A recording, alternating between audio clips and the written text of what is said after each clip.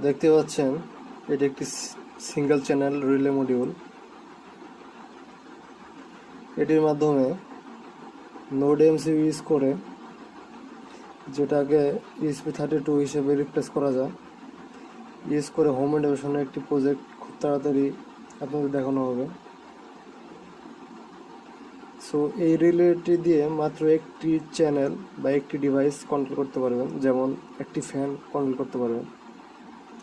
যদি আপনার পুরো রুমের লাইট, ফ্যান বা টেলিভিশন কন্ট্রোল করতে চান, তাহলে 4 চ্যানেল রিলে ইউজ করতে হবে। কিভাবে ইন্টিগ্রেশন করতে হবে, কিভাবে আরডুইনোর মাধ্যমে কোড অ্যাপ্লাই করতে হবে, ফুল রিভিউ ভিডিও নিয়ে খুব তাড়াতাড়ি চলে আসবো।